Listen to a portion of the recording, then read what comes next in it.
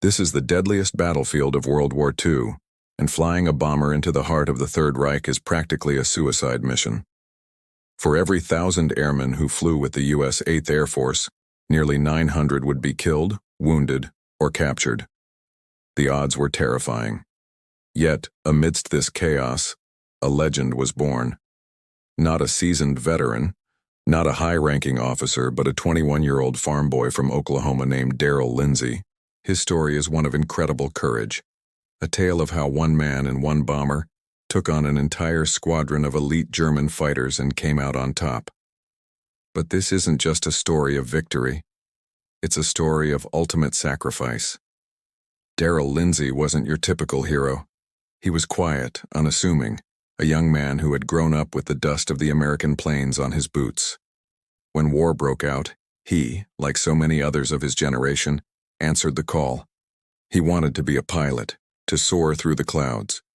He got his wish, but not in the sleek fighter planes he dreamed of. Instead, he was assigned to the cockpit of a B-26 Marauder, a medium bomber with a tricky reputation. His initial training was in the United States, far from the front lines. But even there, the danger was real. The B-26 was a fast, powerful aircraft, but it was unforgiving. It earned grim nicknames like the Widowmaker and the Flying Prostitute, so called because it had no visible means of support, referring to its small wings. Many young pilots washed out or worse. Lindsay, however, mastered it. He had a natural feel for the machine, a calmness under pressure that would soon be tested in the crucible of war. By 1944, Lindsay had transitioned to the mighty B-17 Flying Fortress and was stationed in England with the 303rd Bomb Group, known as the Hells Angels. He had already flown several missions, earning the respect of his crew. They saw him not just as their pilot, but as their leader, the man they trusted to bring them home. Now, let's turn our attention to the other side of this conflict. In the cockpit of a Messerschmitt Bf 109, we have a German fighter ace. Let's call him Major Klaus Richter, a composite of the skilled and confident Luftwaffe pilots of the time.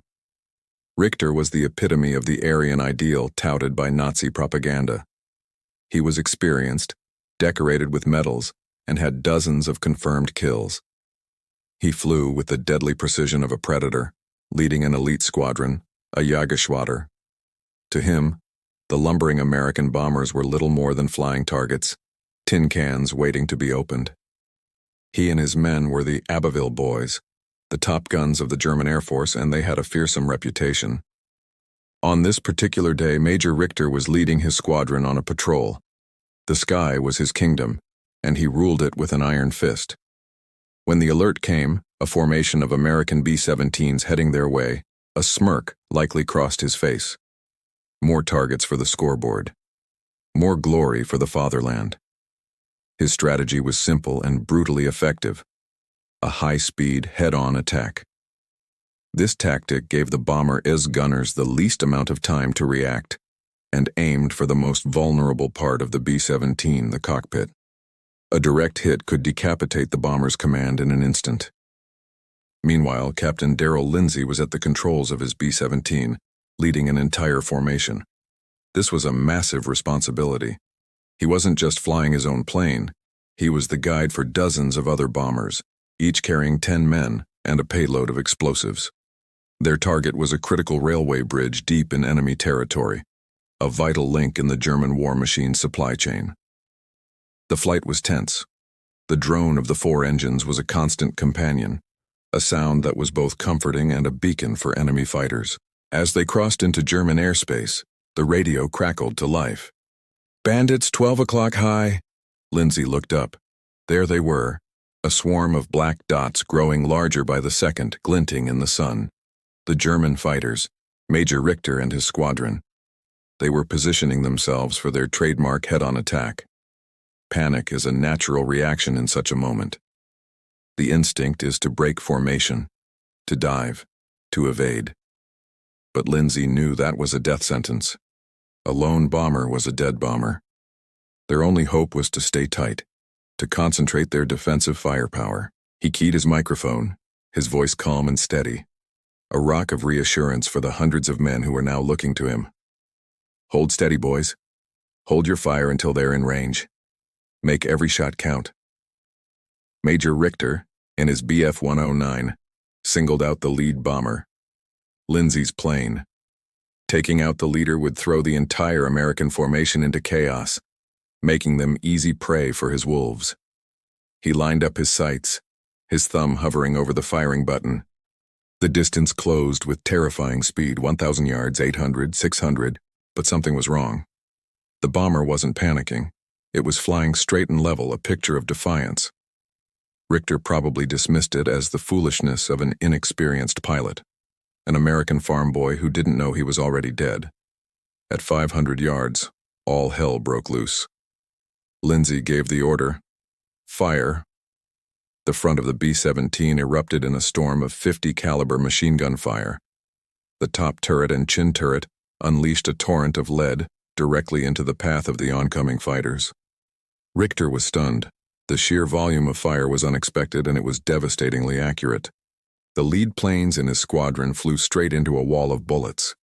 One BF-109 exploded in a ball of flame.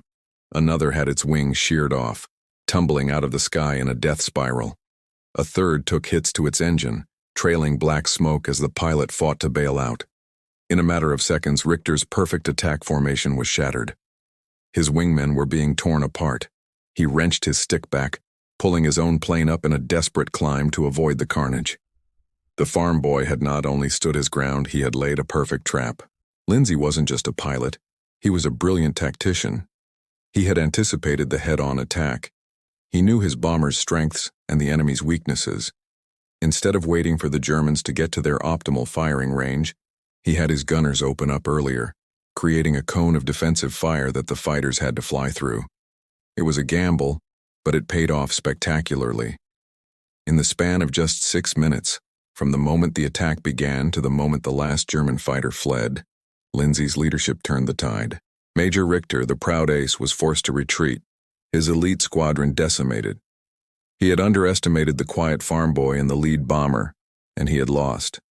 He had lost 6 of his best pilots and their aircraft, a devastating blow to his unit. For Lindsay and his crew, there was a brief moment of elation. They had survived. They had won. But their mission was far from over. They were still deep in enemy territory, and their plane was badly damaged. One of the engines was on fire, and the flames were spreading along the wing, creeping dangerously close to the main fuel tanks. The standard procedure was simple: bail out, get out of the doomed aircraft as fast as possible. Lindsay gave the order. "Bail out! Bail out!" The crew members began to scramble for the hatches, their parachutes clipped on. But Lindsay didn't move. He stayed at the controls, fighting to keep the bomber level. Why? Because he was the formation leader. The bombers behind him were depending on him to stay on course. If he bailed out, the lead plane would fall out of the sky, breaking the formation and leaving everyone else vulnerable and without a guide to the target. With fire consuming his wing, Darrell Lindsay made a choice. He chose his men, not just his own crew who were now jumping to safety, but all the men in the planes behind him. He held the burning B-17 steady, a flaming beacon guiding the rest of the bombers toward the target. He kept the plane on its bomb run, ensuring the mission's success. Only after he saw the bombs from the other planes fall away, striking the railway bridge below, did he relinquish control. But by then, it was too late for him. The fire had reached the fuel tanks. The B-17 exploded in a massive fireball, taking the 21-year-old hero with it. He had sacrificed himself to save hundreds of his comrades. When the news of his actions reached headquarters, the story spread like wildfire. The farm boy from Oklahoma who outsmarted a German ace and then gave his life to save his formation. For his incredible bravery and selfless sacrifice, Captain Darrell Lindsay was posthumously awarded the Medal of Honor, the United States' highest military decoration. His citation reads, "By his superb flying skill, leadership, and self-sacrifice, Captain Lindsay rendered valorous service in keeping with the highest traditions of the military service." It's a story that reminds us that heroes aren't always the loudest or the most decorated.